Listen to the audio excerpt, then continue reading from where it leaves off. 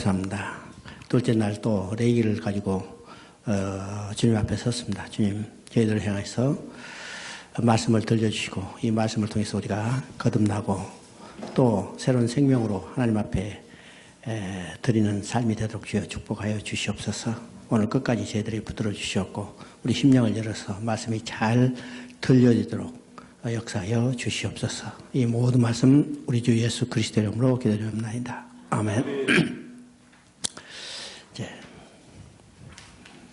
이제 이게 세부적으로 하나하나 다 설명하려면 끝이 없고, 여러분이 이제 레이기 읽을 때 핵심적으로 알아야 할 그런 것만 쭉 이야기를 하겠습니다. 지금 이 교재가요, 이제 여러분이 다른 레이기를 읽을 때 레이기의 참고서보다도 더 간단하게 아주 쉽게 써져 있습니다. 그래서 그 핵심적인 내용을 듣고 레이기를 읽고 또 이 책을 여러분 교재를 참고를 하면 레이기가 결코 쉬운 책이 아니다. 그렇죠? 쉬운 책이 아니다. 지금 우리 레이기에 대해서 이제 어려운 책으로 생각했어요. 어려운 책. 그러냐? 재미없는 책. 그렇죠? 어려운 책, 재미없는 책. 어려운 책, 재미없는 책이 또 하나가 있는데 그 욕비입니다. 그렇죠? 욕기. 어렵고 재미없는 책. 근데 우리 성경은 어렵고 재미없는 책이 아니라 재밌고 쉬운 책입니다. 근데 전체적인 개념이 우리 서지지 않기 때문에 그렇죠.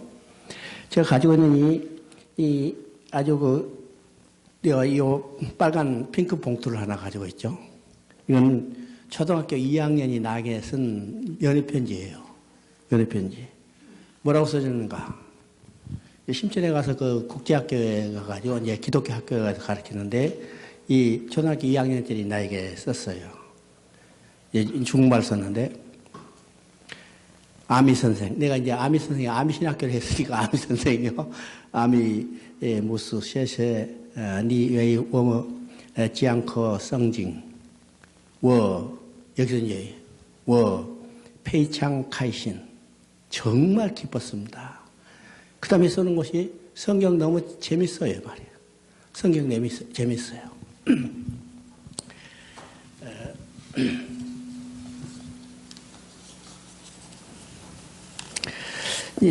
우리가 일반적으로 성경 참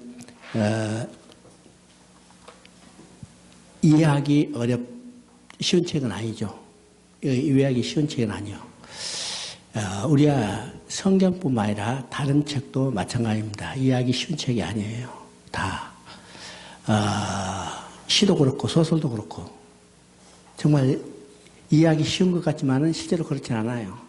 근데 그것을 가르침을 받았을 때는 어떤 책도 다 쉬워지는 겁니다. 쉬워져요? 그래서 성경도 교회에서 이게 체계적으로 가르쳐야 하는데, 그렇죠?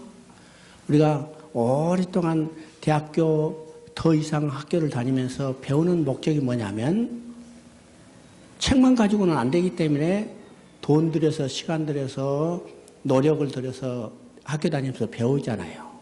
또 누구한테 배워요? 좋은 학교 다니려고 그래요. 왜 좋은 학교 다니려고 해요? 그게는 좋은 가르침의 선생이 있기 때문에 좋은 학교 다니려고 그러죠. 유명한 학교가 어떤 학교인가? 잘 가르치는 좋은 선생님 학교가 유명한 학교예요. 그렇죠? 그러면 성경도 우리 기독교 신앙의 근거고 기독교 신앙의 쉽게 말하면 교과서와 마찬가지예요. 교과서죠? 이것만 가지고 우리가 다 깨달을 수 없기 때문에 학교와 마찬가지로 교회도 성경을 가르쳐야 해요. 가르쳐야죠.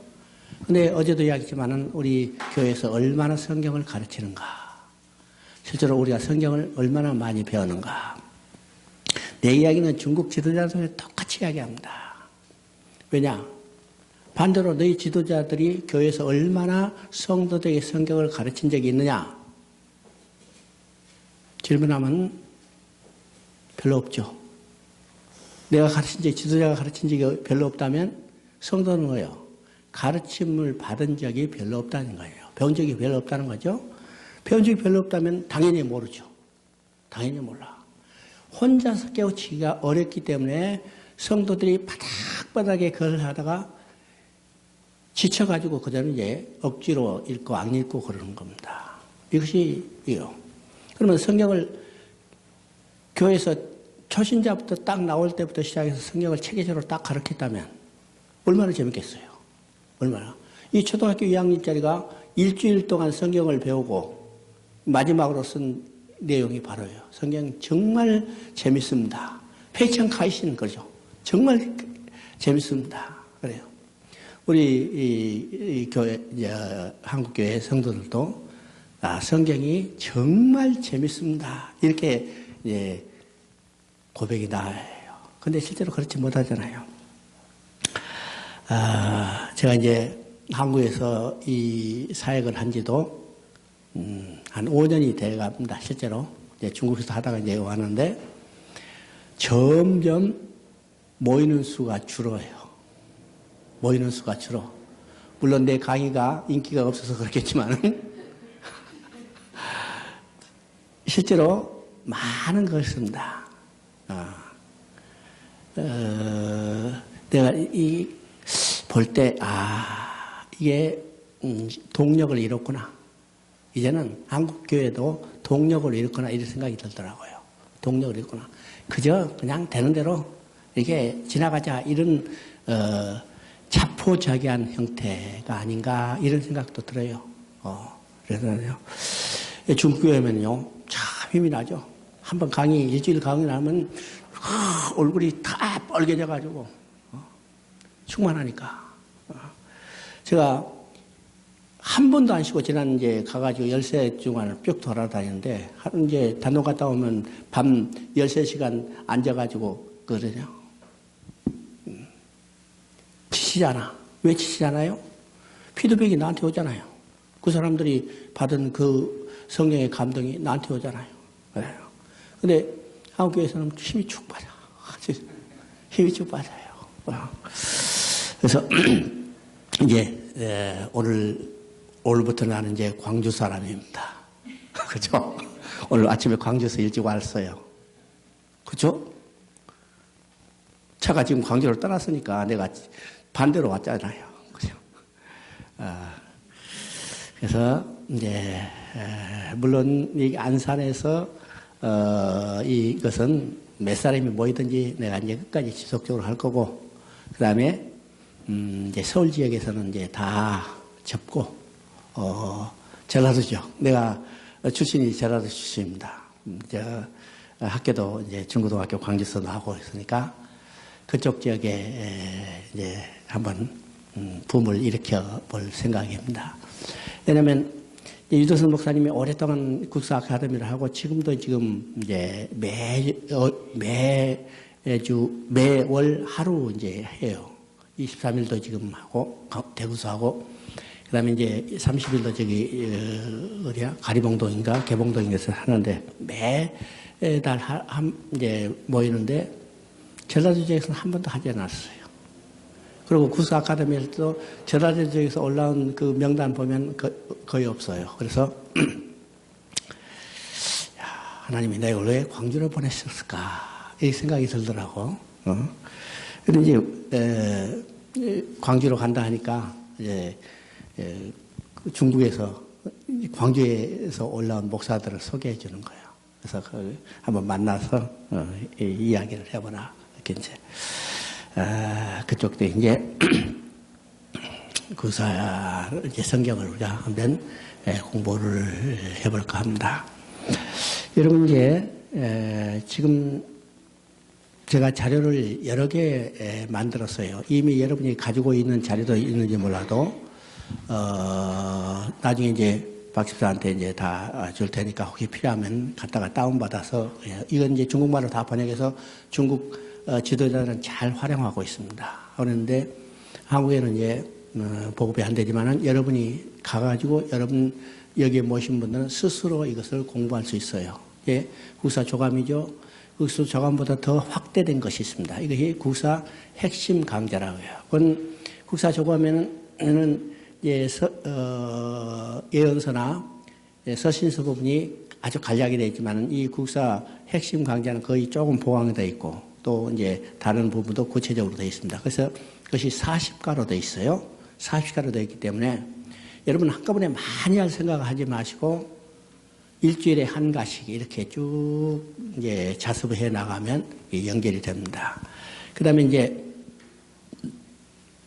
교회에서 소조 활동할 때 사용할 수 있도록 성경 하나님의 구원의 역사라고는 책을 해서 52주 과정이 있어요. 그러니까 일주일에 한 과정이죠. 이건 한 2시간 정도 되면 모여가지고 소조 활동으로서 한 과목이 끝나도록 이렇게 되어 있습니다.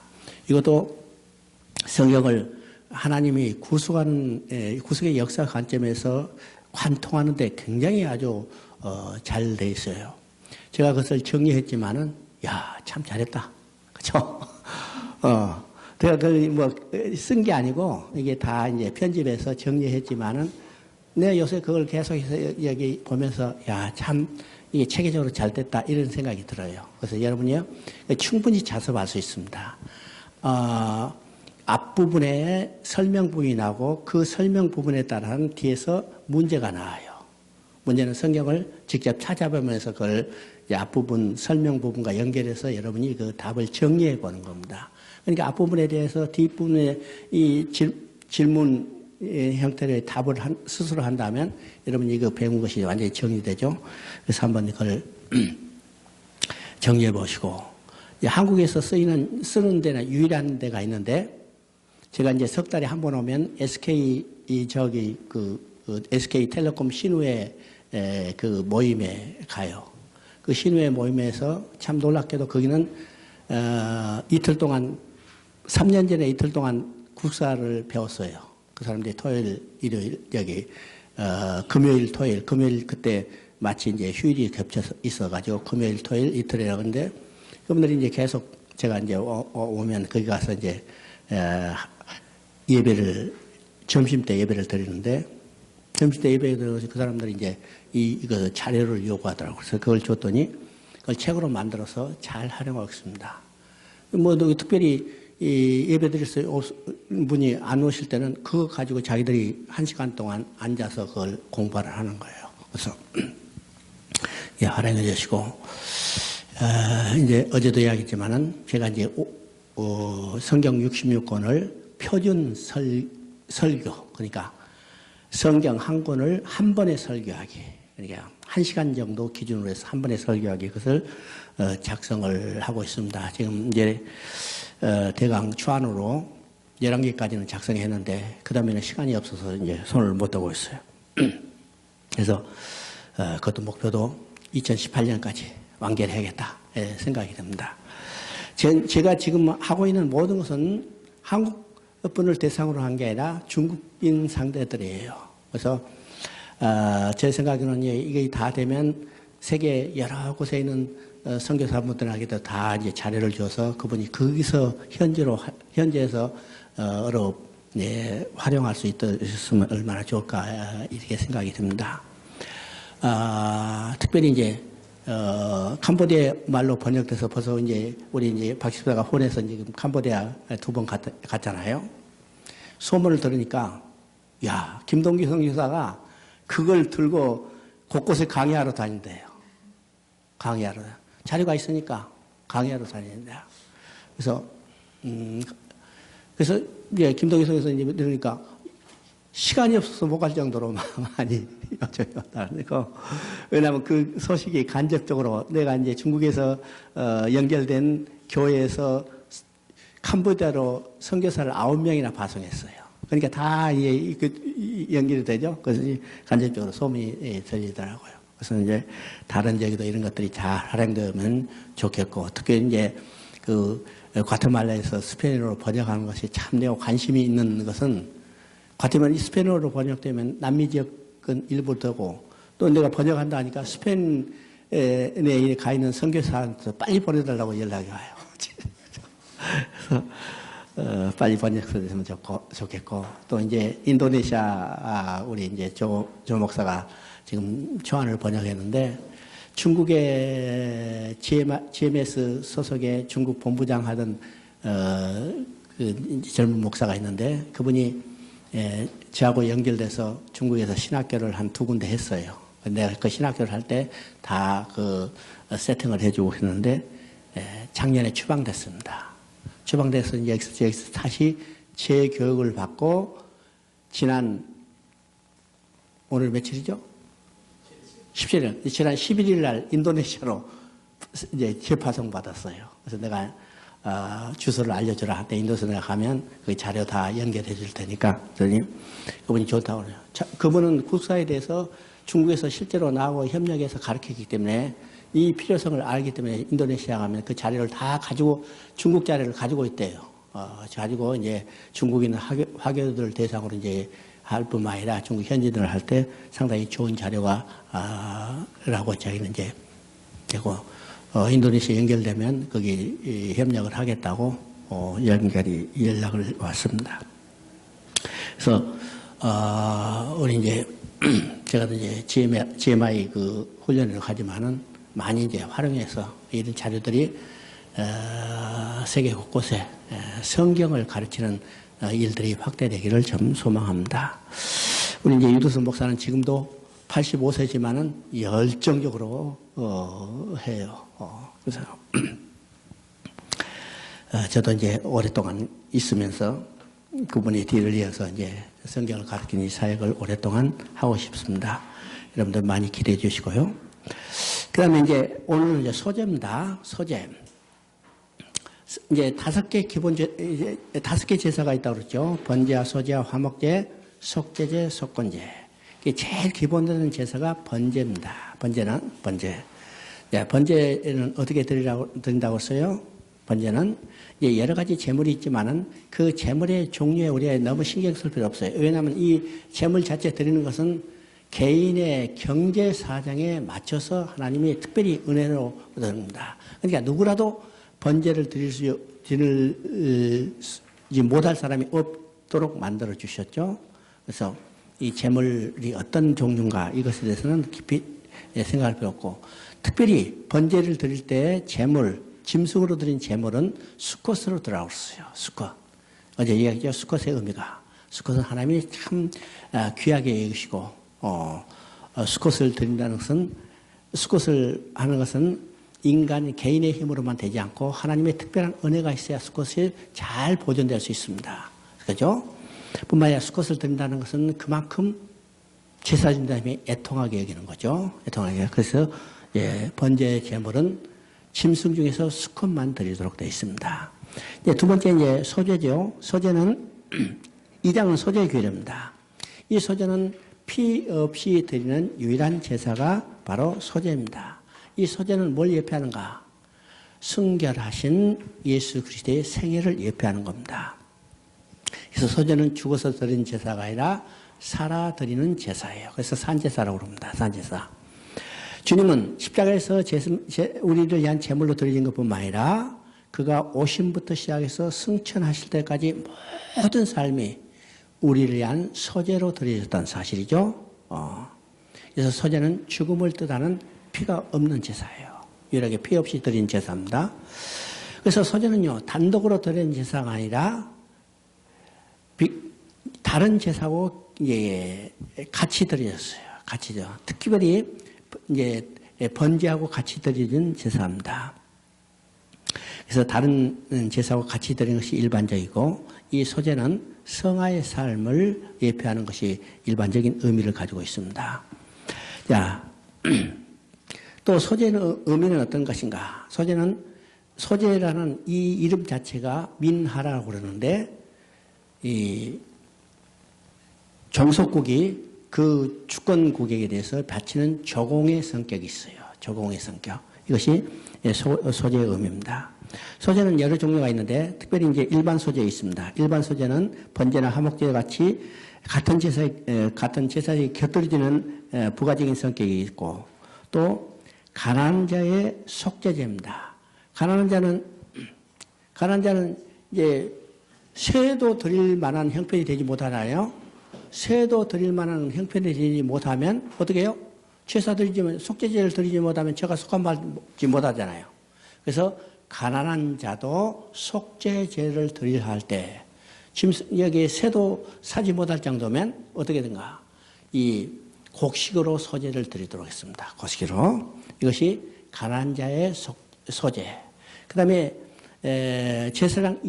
제사랑이나 제사랑 이임식 때 드리는 상소재가 있어요. 그러니까 아침 저녁으로 번제 드릴 때 거의 함께 소재도로 드린 겁니다. 함께 소재.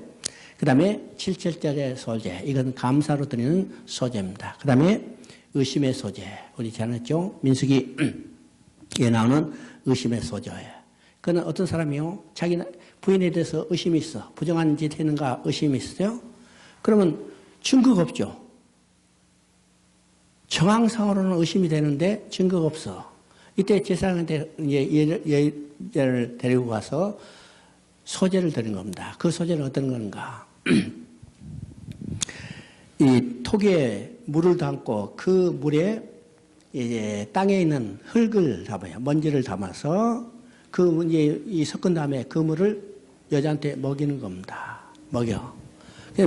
여자의 먹이가 여기 배가 부어오르면 이건 부정한 일이라고, 배가 부어오지 않으면 이건 정결한 여자 이렇게 판단하는 거죠. 이것을 우리가 의심의 소재라고 그럽니다. 의심의 소재. 이때 드리는 소재가 있어요. 그래서 여기서 이제 일반적으로 여기서 말하는 소재는 일반적인 소재를 이야기합니다. 일반 소재. 소재는 헌물적인 기능을 강조하고 있죠. 예, 아까 얘기했지. 석국이 주권 국가에 드리는 곡물, 이것이 소재 형태인데, 왜 미나라는 말이 이 조공의 형태를 써서 소재라고 그럴까? 소재랄까? 우리가 구속받았던 것은 하나님의 종이 됐어요. 주의 소유가 됐죠? 그 소유가 하나님 앞에 감사함으로 드리는 소재 재물의 형태를 우리가 소재를 하기 때문입니다.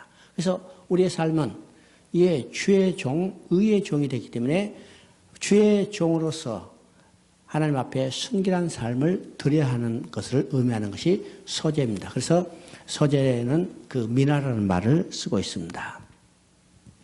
자, 소재를 드릴 때는 어떤 것인가? 소재는 고운 가루로 드렸습니다. 이 고운 가루를 드릴 때는 생것도 드릴 뿐만 아니라 구운 것으로 또는 드리든지 철판에 붙인 것이나 냄비에 삶은 것을 드리든지 생가루를 드리든지, 그렇죠? 여러 가지 형태가 있지만은 반드시 고운 가루로 드려야 합니다. 고운 가루. 그럼 고운 가루는 어떻게 드려야 하는가? 우리 이제 탈곡하고 또 뭐랄까?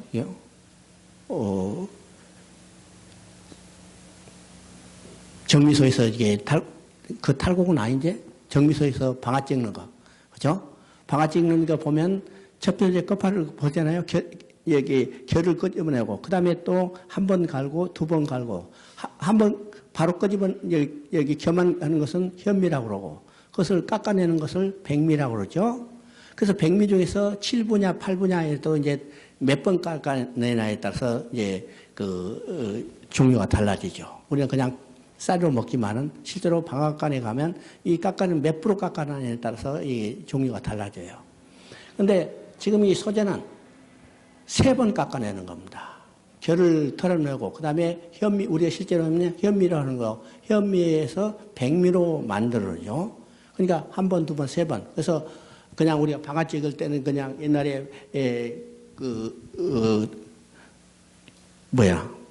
방망이로 찍을 때는 그냥 결만 벗겨놓는 그런 현미 형태지만은 방앗간에서 찍을 때는 완전히 이게 몇 번 깎아내잖아요. 바로 이 옛날 형식이도 지금같이 도종의 형태가 아니고 옛날은 다 탈곡해서 두르게 펴가지고 이러는데 그러면 이 3번 도리깨질에서 깎아내려면 얼마나 힘들었겠어요. 그죠? 옛날에는. 그러면 소재를 드리는 재물은, 소재를 드리는 곡물은 3번 깎아내요. 반드시 3번 깎아내고 이 3번 깎아낸 것을 잘 갈아서 고운 가루로 만들어야 합니다. 고운 가루. 우리가 떡을 만들 때도 이 가루를 내는 정도가 다르죠. 밀가루도 품질이 달라요. 밀가루도 1급이냐 2급이냐 3급이냐 중급이냐 이렇게 따라서 이 가루의 입도가 달라지는 겁니다. 그러면 지금 소재로 드리는 이 곡물은 3번 깎아내서 고운 가루로 아주 입도가 작은 고운 가루로 만들어서 그것을 생걸로 드리는지 아니면 여러 가지 형태로 이야기한 거죠. 구워서 절판한 구이나 냄비에 삶은 것이더니 이 바로 드려야 합니다.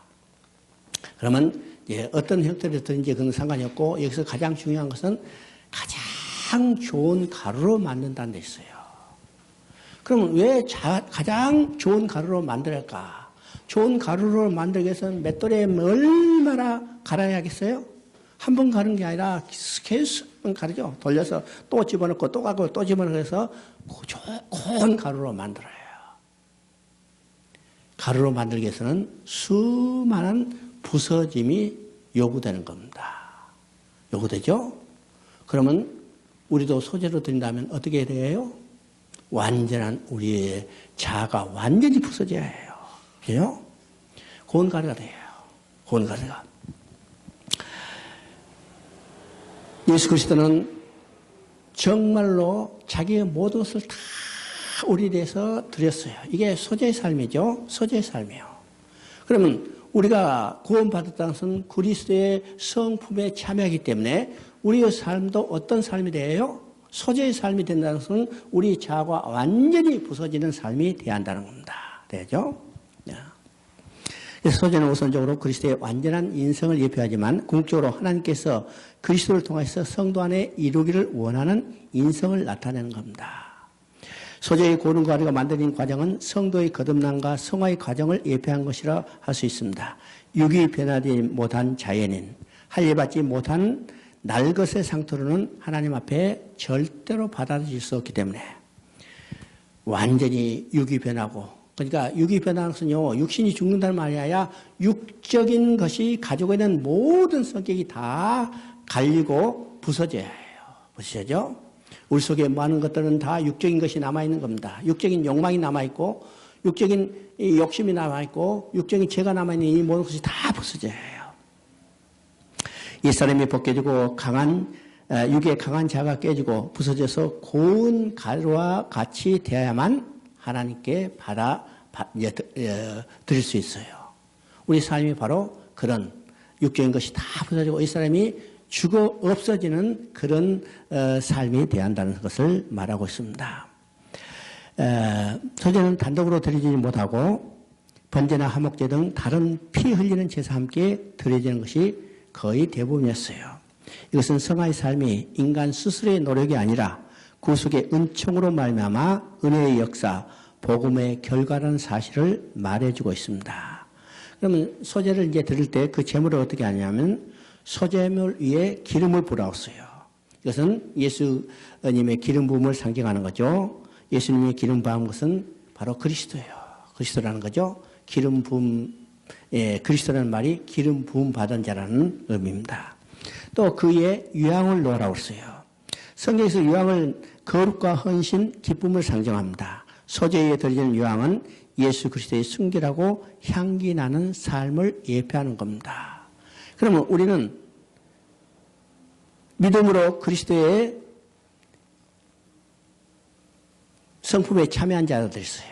그럼 우리는 어떤 자들이에요? 오늘 그리스도의 성품에 참여한 자들이기 때문에 우리도 그리스도의 향기가 되는 거죠. 그래서 성경은 말이죠. 우리도 그리스도의 향기를 다. 그죠? 이게 소재의 삶을 통해서 보여주는 겁니다. 또 기념물로 불사르라고 그랬습니다. 기념물은 하나님의 자비를 구하며 나아가는 제사장의 자발적인 헌신과 그의 소원한 바가 무엇인지를 기억하는 것입니다. 또 기념물로 드리라는 것은 제사장에게 자신을 사랑하시는 하나님의 풍성한 사랑과 자비를 기억나게 하려는 겁니다. 기념물이 불태움으로 하나님의 예배자가 서로 기억하게 하는 역할을 하게 됩니다. 이 소재를 드림으로 하나님도 우리를 기억하고 우리도 하나님을 기억하는 기념물이 되는 거죠. 기념물이 되는 겁니다. 또 기념물은 기도나 기원을 의미하기도 합니다. 언약 백성이 하나님께 드리는 기도는 하나님의 언약에 근거를 합니다. 십계명을 주신 하나님은 나는 너를 애굽 땅 종되었던 집에서 인도하여 낸 내 하나님 여호와니라. 어떤 환경 가운데도 하나님을 기억하고 그분께 기도하고 아뢰라는 의미가 담겨 있습니다.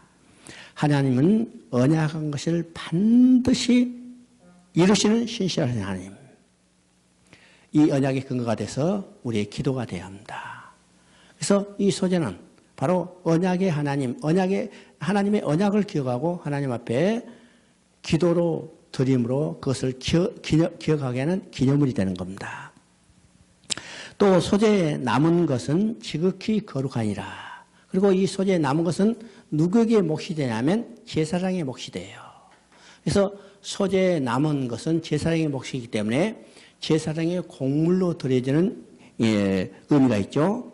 그래서 이 제사장은 남은 것을 가장 거룩한 곳에서 먹어야 합니다. 그래서 소재에 남은 것은 지극히 거룩하니라. 왜요?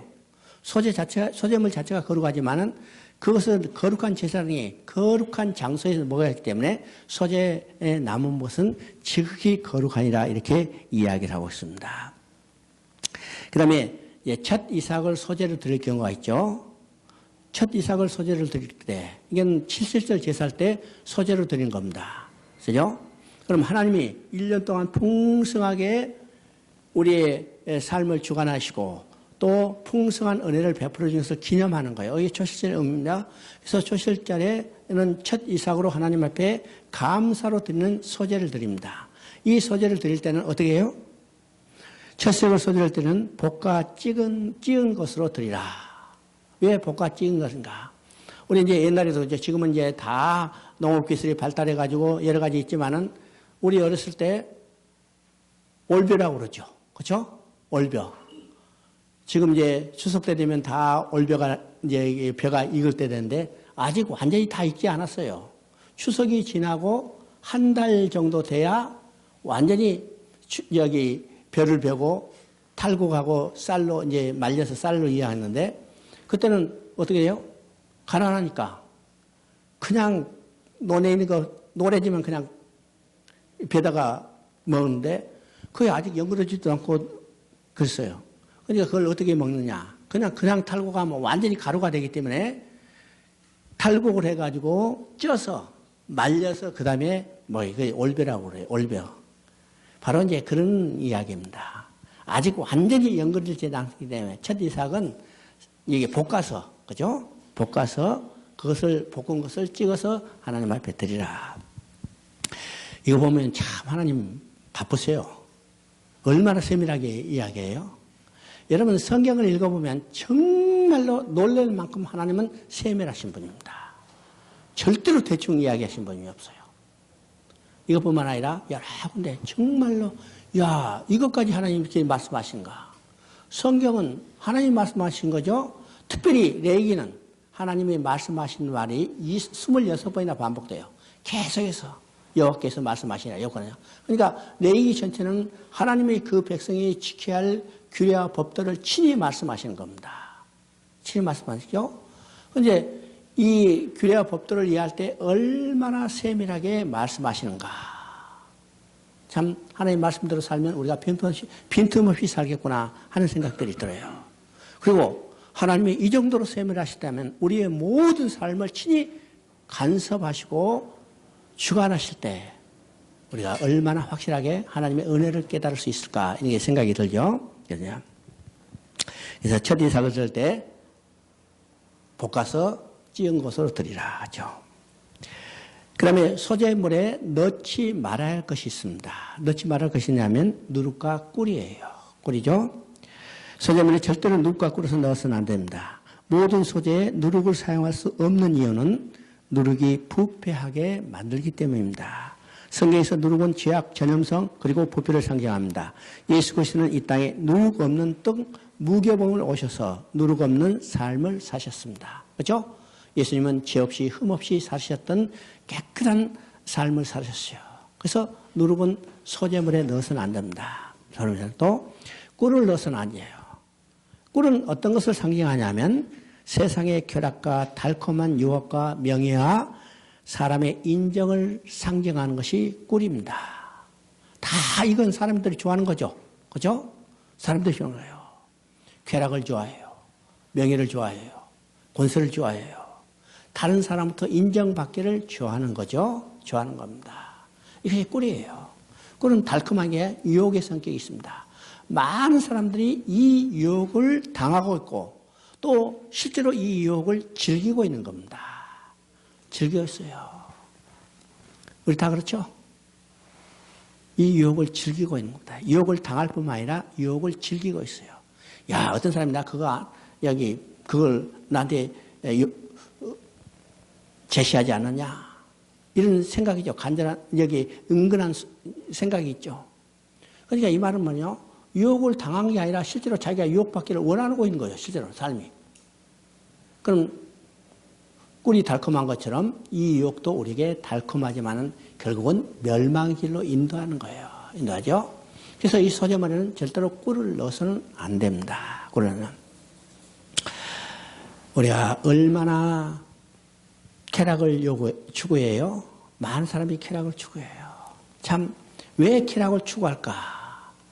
인간 스스로는 만족함이, 기뻐하며 즐거하며 완전한 기쁨과 즐거움을 누릴 수 없기 때문에, 그죠? 계속해서 쾌락을 추구하지만은 이 쾌락을, 인간이 추구하는 쾌락으로는 만족함이 없어요. 인간이 스스로 쾌락을 추구하다 보면 결국은 어떤 선상이 나면 중독 현상으로 나타납니다. 중독 현상으로 나타나. 명예와 권세도 마찬가지죠. 인간이 추구하는 것은 세 가지 부류라고 그랬어요. 첫째는 권세요, 두 번째는 부요, 세 번째는 쾌락입니다. 많은 사람은 이 권세와 그 다음에 부와 쾌락으로 인간들을 유혹해요.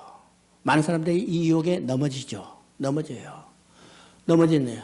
바로 이 쾌락, 이 유혹을 우리가 꿀로 표현하고 있습니다. 꿀로. 그 다음에 소재물에 넣어야 할 것이 있는데 그것이 바로 소금입니다. 소금. 2장 13절을 보면 내 모든 소재물에 소금을 치라. 내 하나님의 언약의 소금을 내 소재에 빼지 못할지니 내 모든 예물에 소금을 드릴지다. 여기서 소금을 치라는 말이 3번이나 반복돼요. 그래서 소재는 반드시 소금이 들어가야 합니다. 소금은 고대 근동사에서 불이나 시간 등 다른 어떤 수단으로도 파괴되지 않는 부패와 변질을 방지해주는 성질 때문에 불변성, 영원성을 상징했어요. 상징했죠. 소금은 참 변하지 않죠. 소금을 녹여봤자 또 소금이에요. 그렇죠? 소금이에요.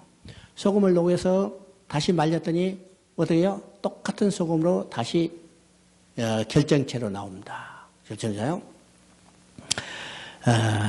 소금이 변하는 것은 그 성질이 변하는 게 아니라 농도만이 바뀌어져요. 농도만이 바뀌어집니다. 소금이 이제 근본적으로 나트륨이 주성분이고 NaCl, 나트륨과 염소가 이제 합쳐서 이제 소금이 되는 기본인데, 천일염과 암염이 농도가 다르죠. 나트륨 함량이 되기 때문에 농도가 짠맛이 달라요.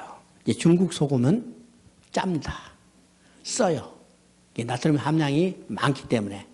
그래서 여러분 이제 중국 음식, 중국에 가서 음식을 딱 먹어보면 야, 짜고 쓴 맛이 나구나 이렇게 생각할 거예요. 소금 때문에 그렇습니다. 여러분 중국에서 들어온 소금 가지고 김치 절였다, 김장김치 절였다는 100% 이건 실패예요. 실패입니다. 김치는 천일염하고 조화가 이루어지게 돼 있어요. 농도가, 나트륨 농도가 한 4% 내지 5% 차이가 납니다. 5% 차. 많은 사람이 천일염, 지금은 이제 어떻게는 몰라도 한참 그 가짜 소금 나올 때, 소금은 다 진짜지만은 농도가 차이가 있어서 가짜 소금이라고 해요. 가짜 소금은 천일염이 가짜지 소금 자체가 가짜가 아니라 천일염이 가짜예요. 중국 소금 갖다가 염제에다 쫙 풀어버려요. 염제에다. 그럼 다 녹잖아요. 그럼 이제 바닷물이 되는데 그것을 다시 말려가지고 순도를 낮추는 겁니다. 그러면 결정은 똑같잖아요.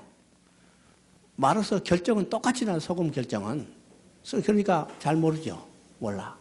예. 그래도 괜찮은 거예요. 그래도 농도가 좀 낮아졌으니까. 이제 나도 소금 장사를 해봤으니까 알아요. 그러면 수율이 한 5% 내지 10%가 더 많아집니다. 양이 많아져요. 그래서 이제 거기서 수익을 얻는 거예요. 그래서 실제로 그 수익이 없으면 하겠어요? 다시 녹였다가 이게 소금 만드는 거 여러분 보세요. 날마다 햇빛에 말려서 증발시켜가지고 이게 걷어들여서 다시 하는데 그거 쉽지 않잖아요. 근데 그만큼 생산량이 증가되니까 그거 가지고 그 사람들은 이익 보면 또 수입염과 천일염이 값이 엄청나게 다르기 때문에 그렇습니다. 여러분 건강하게 살려면 진짜로 좋은 소금 쓰세요. 좋은 소금. 소금이 건강이에요. 그렇죠? 소금이 건강. 여러분요,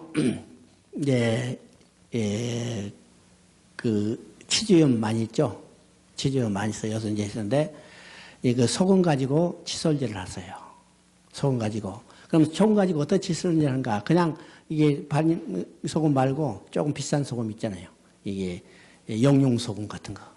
그 소금을 그냥 옛날식으로 그냥 소금에다 찍어서 칫솔질하면 안 해요. 그 짜가지고 되지도 않고 또 잘못하면 이빨을 상할 수 있어요. 그러니까 칫솔질을 그냥 치약으로 일단 하고, 그죠? 일단 하고, 딱 뱉은 다음에, 다 뱉은 다음에 그 칫솔을 소금에 치약 묻은 거품 나는 소금, 치약을, 칫솔을 소금에 찍어서 소금 칫솔질을 하셔야 합니다. 그럼 짜지도 않고, 잇몸도 상하지 않고, 입을 소금으로 다 헹궈낼 수 있어요. 여러분 이제 이빨이 아프다 하면 당장 오늘 감기 걸렸다 하면 우황청심만 먹듯이, 맞죠? 이 이빨이 조금 이상 있다 하면 빨리 그걸로 소금으로 칫솔질 하세요. 2번만 하면 100%. 그렇죠? 내가 소금 장사 했어요. 내가 지금도 그것은 계속 했어요. 그래서 내가 이제 가방에 항상 담고 다니는 것은 요만한 소금통이에요. 소금통. 그래서 항상 어디 가든지 필요할 때 그 소금을 쓰고 있습니다. 여러분, 요만한 봉지, 한 5,000원짜리 봉지 되면 한 2년은 써요. 그쵸? 2년 써, 요만. 뭐, 그거 맨날 김치 담은 먹는 것도 아니고, 가끔 가다가 여기 칫솔질 하는데 얼마나 들겠어요? 그래서 필수품이에요. 여러분, 필수품. 뭐든지. 특히 이제 중국 같은 데 가면 많은 여행하면 환경들이 다 다르잖아요. 물도 다르고 중국은 특히 이 석회질이 많아가지고 잇몸을 빨리 성합니다. 잇몸 상하고 이빨 상하니까 그런 것들을 이제 준비하시고. 자, 하여튼 소금은요, 불변성, 영원성이에요. 소금은요. 소금은, 그래서 이 소재물에 소금을 칠하고 있습니다. 소금이요. 바로 하나님께서 우리에게 주신 언약은 변하지 않은 소금 언약입니다. 소금 언약. 하나님께서 그리스도를 통해서 구원의 언약은 영원한 소금 언약. 그렇기 때문에 소재물에는 소금을 칠하고 있습니다. 소금을 칠하죠. 6장 14절부터 23절까지는 이 소재에 대한 보충 규례입니다. 보충 규례. 여기서 강조되는 것은 제사장들이 남은 소재물을 먹어야 해요. 먹어야죠. 먹습니다. 먹는다는 것이 강조했습니다. 그러니까 소재는 드린 것만이 완전한 제사가 아니라 그것을 먹는 것까지 소재의 제사입니다. 그죠? 제사가 이루어져요. 그래서 소재를 통해서 강조하는 것은 우리의 모든 삶이 하나님 앞에 드려지는 소재의 물이라는 사실을 우리가 깨닫게 하는 겁니다. 깨닫는 거죠. 또 이제 소재물 중에서 먹지 못할 부분인데 그것은 어떤 것인가? 제사장 자신이 드리는 소재가 있어요. 제사장 자신을 위해서 드리는 소재는 제사장이 먹어서는 안 됩니다. 이 소재는 완전한 헌신을 이야기하는 거죠.